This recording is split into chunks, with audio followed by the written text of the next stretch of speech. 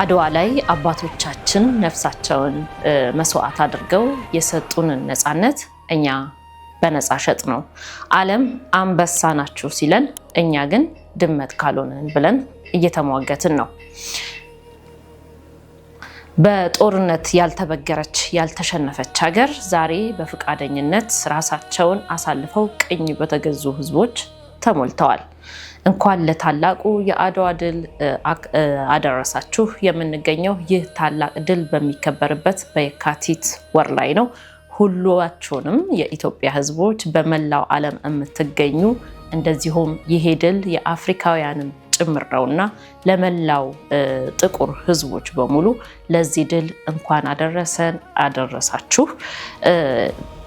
የአድዋ ድል በየካቲት ወር አንድ ቀን ብቻ ከሚከበር ይልቅ ወሩን በሙሉ ቢከበር ምኞቴ ነው።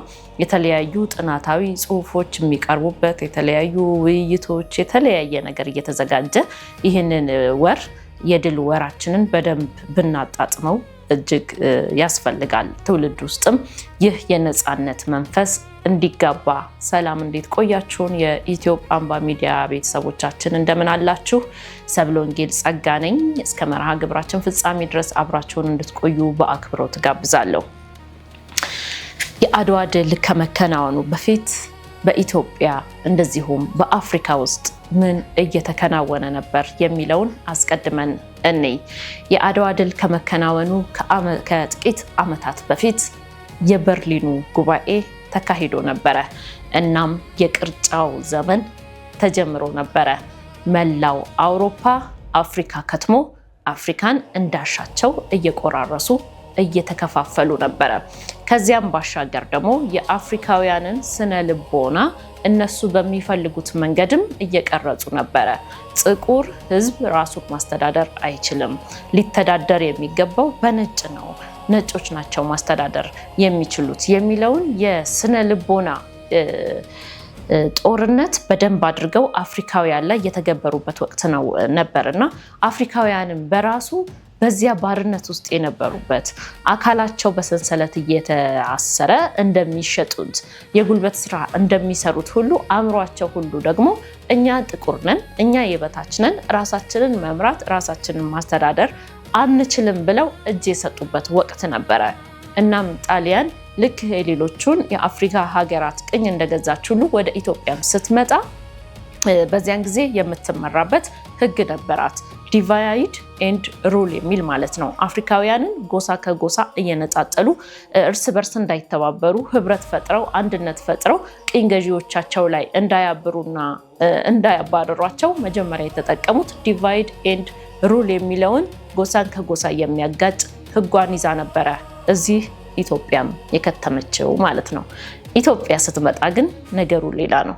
ኢትዮጵያውያን የመንፈስ ልዕልናቸው ከፍ ያለ በፈጣሪያቸው ላይ የሚተማመኑ ፈጣሪን የሚፈራ ለህዝቡ ደግሞ እስከ መጨረሻው ጥግ ነፍሱን ሳይቀር አሳልፎ የሚሰጥ ደግ ንጉስ የነበረባት ሀገር ናትና ያ ከፋፍለህ ግዛው የሚለው ህጓ በኢትዮጵያውያን ዘንድ ተቀባይነት ሊያገኝ አልቻለም።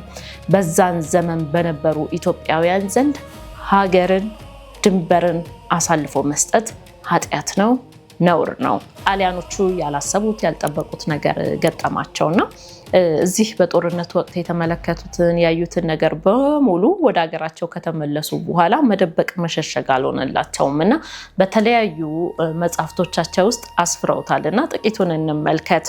በጦርነቱ ተሳትፈው የነበሩ መኮንኖች እንደነ ባሮን አልበርቶኒ የመሳሰሉት ምን ብለዋል?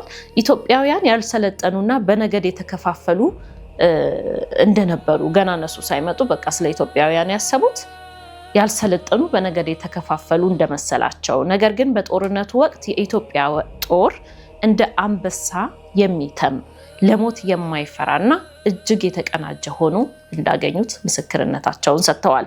እንደዚሁም ኢትዮጵያውያን እንደ ማዕበል እየመጡ ይውጡን ነበረ ሲሉም የጣሊያን መኮንኖች ምስክርነታቸውን ሰጥተዋል። ሌሎችም ከጣሊያን ወታደሮች ማስታወሻ ላይ የተገኙ ጽሁፎች አሉ ኢትዮጵያውያንን የተመለከቱ። እነዚህ ሰዎች ለሀገራቸውና ለሃይማኖታቸው ያላቸው ፍቅር የሚገርም ነው። ሞትን እንደ ሰርግ ነው የሚያዩት ሲሉ ገልጸዋል። እኛ የመጣነው ባሪያ ልናደርጋቸው ነበር፣ እነሱ ግን ጌትነታቸውን አሳዩን ወዘተ እያሉ እንግዲህ ምንም እንኳን በውርደት ድል ተነስተው ከዚች ሀገር ቢሄዱ እዚህ የተመለከቱትን ነገር ግን እንግዲህ ያልሸሸጉ ጣሊያን መኮንኖች፣ ወታደሮች ነበሩና ከአድዋ ድል በኋላ ደግሞ የተፈጠረውን ነገር ስናይ በተለይ በአፍሪካውያን ዘንድ እንግዲህ በመግቢያችን ላይ አድዋ ከመከናወኑ በፊት በአፍሪካ ላይ ምን ነበረ የሚለውን በትንሹ ተመልክተናል እና የአድዋ ድል ከተከናወነስ በኋላ አፍሪካውያን ምን ሆኑ፣ በአፍሪካ ምን ተፈጠረ የሚለውን ስናይ አፍሪካውያን እንደምናውቀው ጨለማ ውስጥ ድቅድቅ ጨለማ ውስጥ ነበሩና ጥቁር ሕዝብ በራሱ መቆም አይችልም ብለው ደጋግመው ስለነገራቸው አዎ አንችልም ብለው ራሳቸውን አሳልፈው ለባርነት ለቅኝ ግዛት የሰጡበት ጊዜ ነበረና አድዋን ግን ሲያዩ ይሄ ነገር ውሸት ነው ማለት ነው፣ ነጭ የሚሸነፍ የሚረታ ነው ለካ፣ በጦርነትም ተዋግተን ልናሸንፈው እንችላለን ለካ፣ እምቢ ማለት አለብን ብለው ያንን የሞላባቸውን ሐሰተኛ ትርክት ከህሊናቸው በማስወጣት የተለያዩ እንቅስቃሴዎችን የጀመሩበት ወቅት ነው። ኢትዮጵያን ደግሞ እንደ ተስፋ ብርሃን አድርገው መመልከት ጀመሩ። የማይቻለውን ችላ፣ የማይሞከረውን ሞክራ ነጭን ያውም ጣሊያንን በዚያን ጊዜ ብዙ የአውሮፓውያን እገዛ የነበራት ዘመናዊ መሳሪያን የታጠቀችውን ታላቋን ሀገር ኢትዮጵያውያን ብቻቸውን ማንም ሳያግዛቸው ማንም ሳይረዳቸው አሸንፈው በማሳየታቸው ኢትዮጵያን እንደ ተስፋ ብርሃን መመልከት ጀመሩና በደቡብ አፍሪካና በምዕራብ አፍሪካ የኢትዮጵያ ቤተክርስቲያን የሚሉ ቤተክርስቲያን ሳይቀር ተቋቁሞ ነበረ። ኢትዮጵያኒዝም የሚል የአመለካከት የነፃነት በራስ ማንነት የመኩራት የማሸነፍ እሳቤ ወይም ደግሞ ፍልስፍና ልክ አሁን አፍሪካኒዝም የሚል እሳቤ አለ በአፍሪካውያን ዘንድ። አፍሪካውያን ቅኝ ከመገዛታቸው በፊት የነበራቸውን ሃይማኖት፣ ባህል፣ እሴት፣ ፍልስፍና የሚያጠነጥን አፍሪካኒዝም የሚባል እንቅስቃሴ እንደነበረ ሁሉ ልክ በእርግጥ ይሄ አፍሪካኒዝም የሚለው እንቅስቃሴ ራሱ የመጣው ከአድዋ ድል በኋላ ነው እና ኢትዮጵያ ደግሞ ያንን ድል ለዓለም ስታበስር ኢትዮጵያኒዝም የሚል ፍልስፍና ጭምር የተጀመረበት ወቅት ነበረ እና በዛው ደግሞ ዛሬ የምናያቸው አብዛኞቹ የአፍሪካ ሀገራት አሁን የአፍሪካ ህብረት ስብሰባ በአዲስ አበባ ሲከናወን ባንዲራዎቻቸውን አስተውላችሁ ከተመለከታችሁ የሁሉም የአፍሪካ ሀገራት ውስጥ አረንጓዴ፣ ቢጫ፣ ቀይ የሆነው የኢትዮጵያ ባንዲራ ቀላቅለው የራሳቸው ባንዲራ ውስጥ አስገብተውታል። ምክንያቱም ይሄ ባንዲራ አረንጓዴ፣ ቢጫ፣ ቀይ የነፃነት መገለጫ፣ ሰው የመሆን በራስ የመቆም ስለ ራስ የመናገር በራስ ሃይማኖት የማምለክ በራስ ፍልስፍና የመኖር የመገዛት ሳይሆን ሀገርን ዳር ድንበርን ነፃ አድርጎ ህዝብን በፍትህና በእውነት የማስተዳደር ምልክት ስለሆነ አረንጓዴ፣ ቢጫ፣ ቀይን በባንዲራዎቻቸው ውስጥ ሁሉ ከአድዋ ድል በኋላ አስገብተዋል ማለት ነው እና እነ ኳሜ ንክሩማ፣ እነ ጆሞ ኬንያታ፣ እነ ኔልሰን ማንዴላ የአድዋን ድል እንደ ምሳሌ በማድረግ ህዝቦች ጥቁሮች ለነፃነት እንዲነሱ ዋጋ እንዲከፍሉ እንዲታገሉ ራሳቸውንና ሀገራቸውን ነፃ እንዲያወጡ እነዚህን መሰል ታጋዮች ጥቁር አፍሪካውያን የአድዋን ድል ምሳሌ እያደረጉ ህዝባቸውን ሲያነሳሱና ሲያነቁ ነበረ ከአድዋ ድል ማግስት በኋላ ማለት ነው እና እነ ፓን አፍሪካኒዝም የተባለው እንቅስቃሴም ለመመስረቱ ትልቅ የጀርባ አጥንት የሆነው የአድዋ ድል ነው እና ከኛ ከኢትዮጵያውያን አልፎ በዛ ጨለማ ውስጥ የነበረውን ጥቁር አፍሪካዊ በሙሉ ከእንቅልፉ የቀሰቀሰና ለራሱ እንዲቆም ያደረገ ነው ማለት ነው የአድዋ ድላችን። ያለፉ አባቶቻችን እንግዲህ ከራሳቸው አልፈው ለአፍሪካውያን በዚህ መንገድ ደርሰዋል ማለት ነው። ለአፍሪካውያን ተስፋ የነበር ነው ኢትዮጵያውያን። ጣሊያንን በዛ መንገድ ያሸነፍን ኢትዮጵያውያን ዛሬስ ምን ላይ ነን? ዛሬስ የአድዋ ድልን ዓመት እየቆጠርን ማክበራችን እንዳለ ሆኖ ግን ምን ላይ ነው ያለ ነው የሚለውን ነገር መመልከት አለብን። ዛሬ እንግዲህ ራሳችንን ያኔ በኃይል ነበሩ ጣሊያኖቹ የመጡት፣ በኃይል እንገዛቸዋለን እንቆጣጠራቸዋለን ሲሉ አባቶቻችንም እንደዛው በኃይል ነበረ ድል የነሳቸውና ነፃነታቸውን ያስጠበቁት ማለት ነው። ዛሬ ምንም እንኳን ዘመናዊ የጦር መሳሪያ ታጥቀው ሳይመጡብን እኛ ግን በፍቃደኝነት ራሳችንን አሳልፈን ሰጥተን የአይምሮ ቅኝ ተገዢዎች ሆነናል። ብዙ ጊዜ ቅኝ ግዛት ያለፈ ታሪክ ይመስለናል።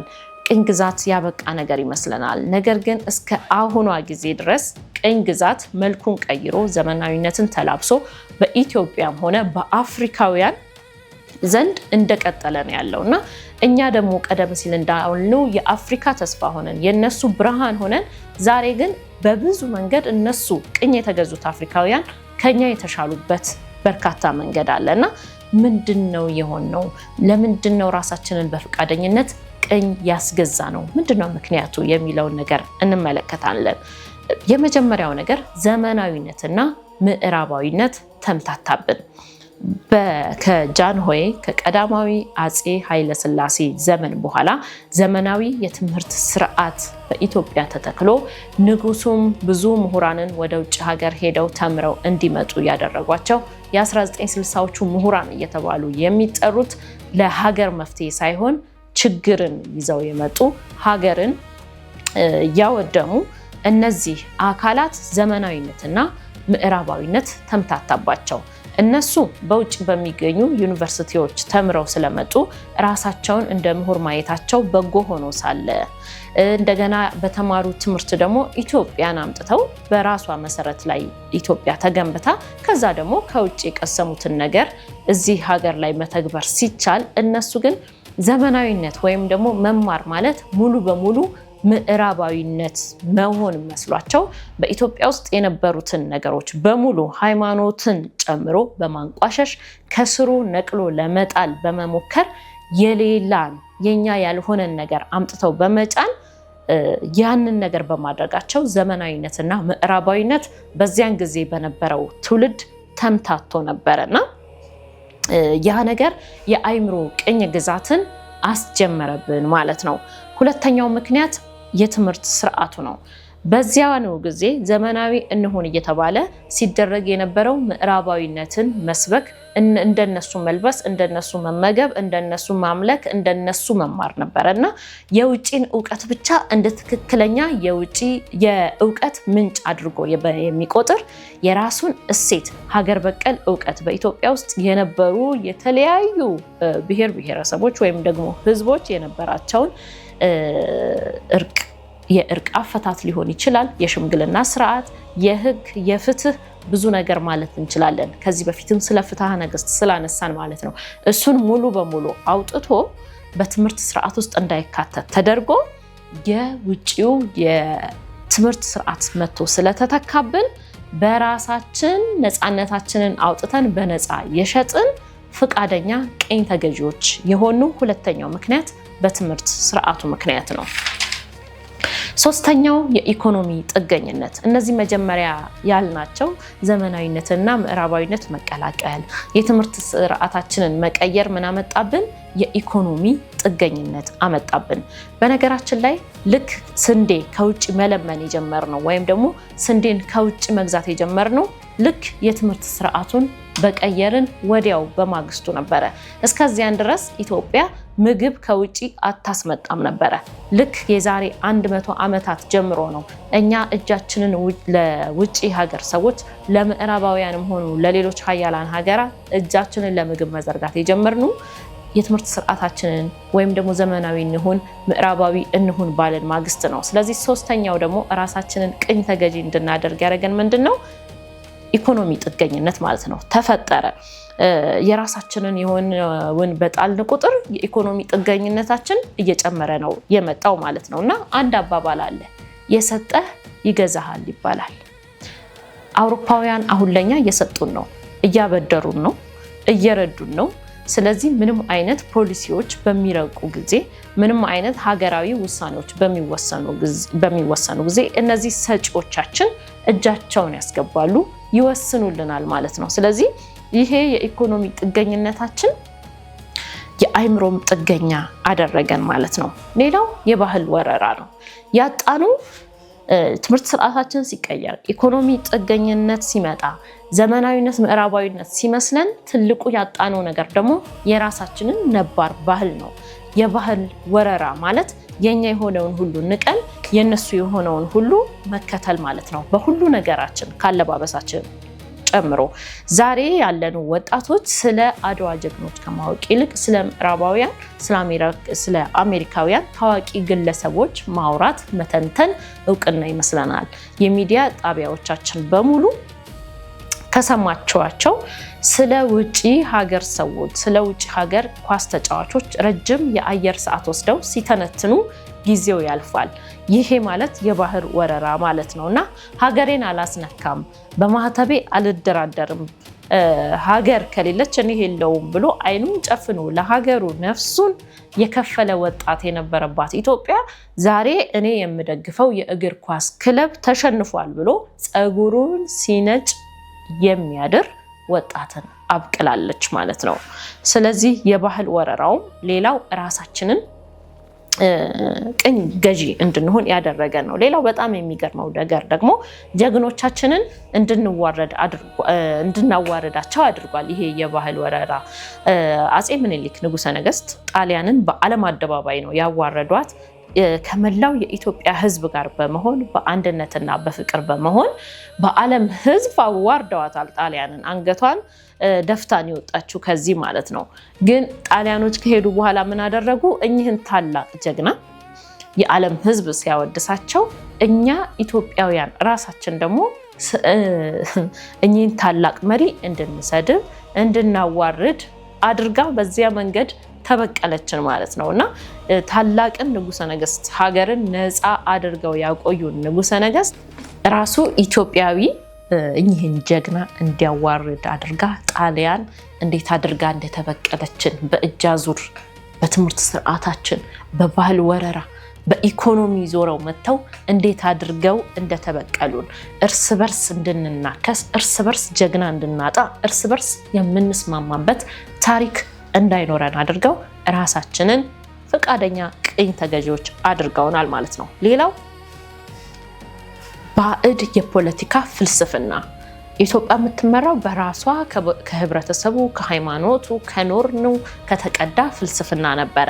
ነገር ግን ባዕድ ፍልስፍናዎች በደርግ ዘመን ብንመለከት ሶሻሊዝምን እያሉ የራሽያን ፍልስፍና አምጥተው ኢትዮጵያ ላይ በግድ ይሄንን ካለበሽ ካለልኳ ከማታውቀውን ነገር አምጥቶ ለመግጠም የተደረገ ጥረት ነበረ። ከዛም በኋላ የአሜሪካንን የእንግሊዝን ፌዴራሊዝም ምን በለው የኛ ያልሆነ የውጭ ሀገር የፖለቲካ ፍልስፍና እዚች ሀገር ላይ በመተግበሩ ራሳችንን አሳልፈን የሰጠን ቅኝ ተገዢዎች ሆነናል ማለት ነው።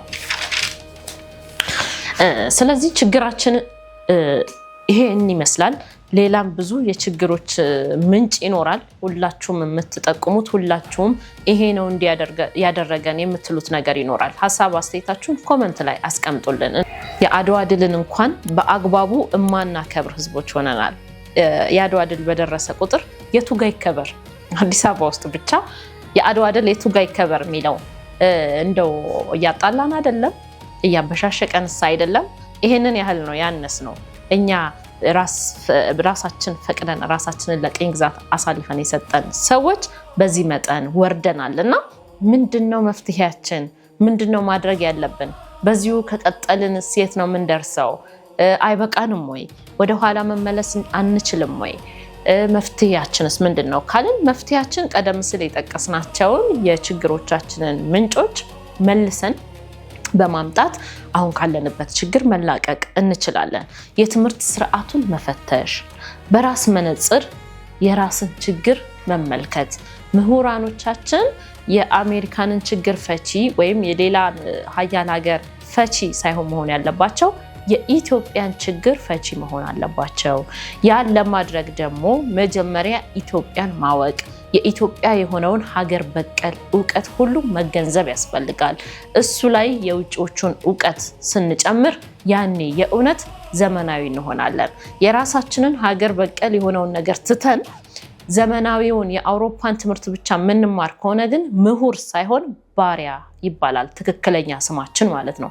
ዘመናዊያን ሳይሆን ቅኝ ተገዢዎች ነው ትክክለኛ ስማችን። ስለዚህ ተማርን ብላችሁ የምትኮፈሱ ለኢትዮጵያ መፍትሄ ሳይሆን ችግር የሆናችሁ ፕሮፌሰር ዶክተር እየተባላችሁ በየዩኒቨርሲቲው የተቀመጣችሁ ምሁራን ሀገራችሁን በራሳችሁ መነጽር ተመልከቱ።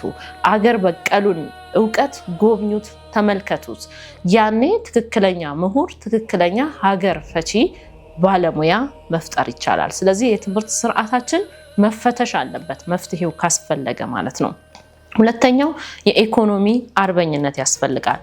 የአእምሮ ነፃ ለመሆን መጀመሪያ በሆዳችን ነፃ መሆን አለብን። በሆዱ ነፃ ያልሆነ ሰው በአእምሮ ነፃ ሊሆን አይችልም።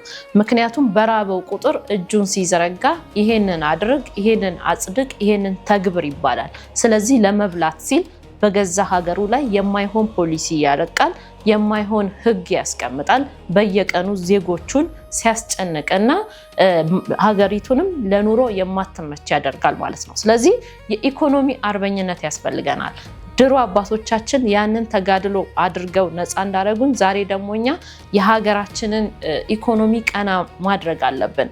የመጀመሪያው የሀገራችንን ምርቶች በመጠቀም የሀገር ውስጥ አምራቾችን ማበረታታት፣ እኛ ሻጭ እንጂ መሆን ያለብን ገዢ ብቻ ባለመሆን፣ ጥሬ እቃችንን አሳልፈን ባለመስጠት። እየተደረገ ያለው ነገር አሁንም ቢሆን ቅኝ ግዛት አልቆመም የምንልበት ምክንያት ከኢትዮጵያም ሆነ ከአፍሪካ አሁንም ቢሆን ጥሬ እቃዎች ይጋዛሉ። እነሱ ከኛ ጥሬ እቃውን ዋና የማምረቻ ግብአት የሆነውን ወስደው በሚፈልጉት መንገድ ሰርተው ለኛ መልሰው ይሸጡልናል።